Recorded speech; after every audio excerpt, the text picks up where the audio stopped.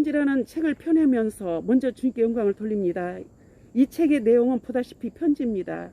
10여 년이 훨씬 지나 거슬러 올라갑니다. 나는 복음을 전하려고 종로 168을 중심으로 탁골공원 종묘공원에 7, 8천여 명의 사람들이 운집한 곳으로 들어갔습니다.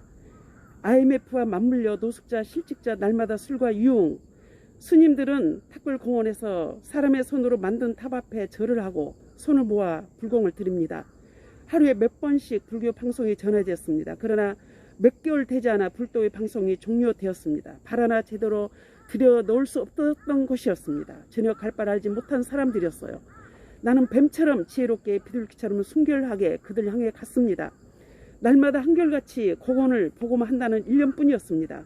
한 사람의 영혼을 귀하게 여겼습니다. 10수년을 한결같이 공원을 청소하면서 큰 손수레를 끌고 구분기를 마다치 않고 옷가지 등을 가득가득 수거하여 그분들께 입혔습니다.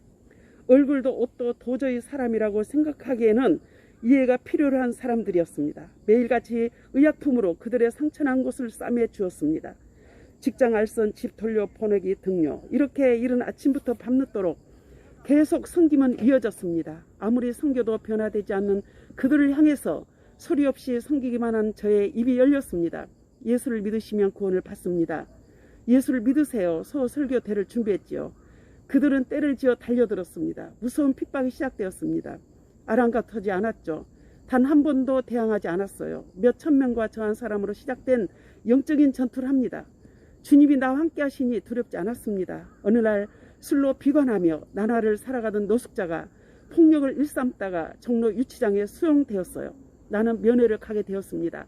그의 뒷수습은 내게 맡기게 되었죠. 며칠 뒤에 구치소에 이송되고 두려움과 공포가 물밀듯이 몰려오면서 모든 걸 내려놓아야 하였습니다. 편지가 왔어요. 복음 전할 때 핍박하고 침뱉고 해방하였던 저를 용서해 달라는 것이었습니다. 복음을 믿지 않았던 것을 회개하는 겁니다. 제가 믿는 예수님을 믿는 길을 안내해 달라 했어요. 저는 편지를 써서 보냈습니다. 그는 즉시 답장을 보내주었습니다. 성경을 알아가는 통신수단이 되었죠. 그가 수용된 서울구치소에서 몇몇 사람들에게로 복음은 전해져 갔습니다. 비롯하여 청송에 이르기까지 대한민국 구치소 등 23곳에 천여 통이 넘는 편지와 500여 명의 수인과의 영적인 교류가 편지로 지속되었습니다. 밤 9시가 되면 조그만 선교 사무실에 들어가 커피 한두 잔으로 저녁 식사를 대용합니다. 각 교계나 언론에서 보내온 신문, 소식지, 홍보지 등 전국 교도소 구치소에서의 수인들의 편지 등이 수북이 쌓여 있습니다. 편지를 읽고 필요로 한 제목들을 메모합니다. 성경책과 우표, 편지지, 옷, 탄원서 등등 기도 요청, 성경에 대한 이해를 도와줄 것 등입니다. 나와 수인들은 성령으로 하나 되었습니다. 주님 주신 은혜를 나누게 되었습니다. 비록 갇힌 담이 있지만 이미 예수를 믿고 제사함받은 사람들로서 수인들을 가두어 놓을 그 무엇도 이제 존재하지 않습니다.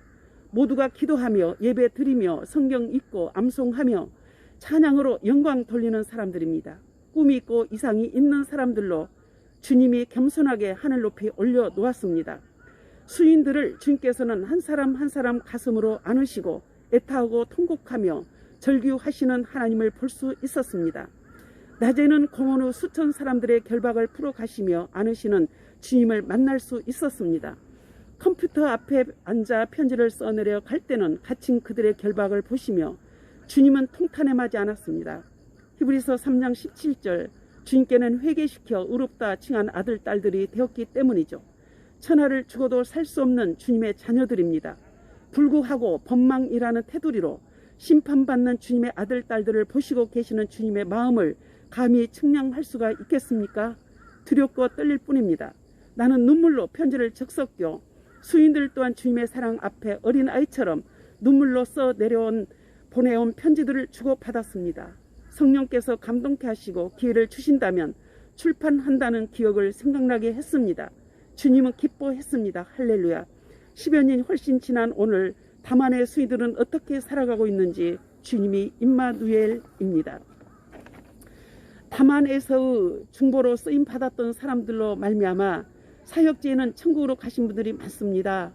수천 수만의 사람들이 구원을 받았습니다. 노숙자들은 가정을 갖게 되고 직장이나 사업장을 가졌습니다. 육신의 쾌락을 전제로 한 잔의 술만 들이켜는 할아버지들은 가족의 중함을 깨달아 가정에 충실합니다. 사명을 깨달은 거죠. 소돔과 고모라성과 흡사 같았던 탁골 공허가 종묘 공원은 죄악의 성이 변하여 사람의 손으로 만든 형상들만 서 있습니다. 사람 구경하기가 어렵습니다.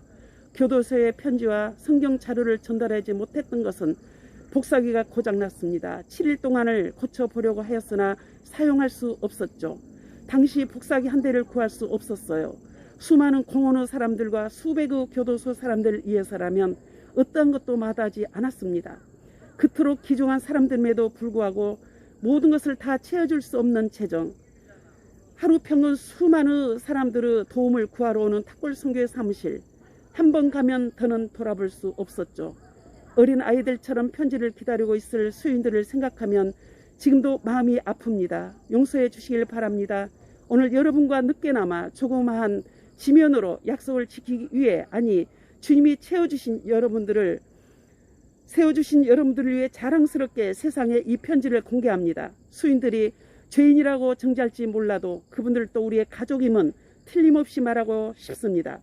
죄는 미워하되 사람은 미워하지 말라고 하였듯이 과연 나는 담안에 있는 사람들보다 죄는 없는 걸까요?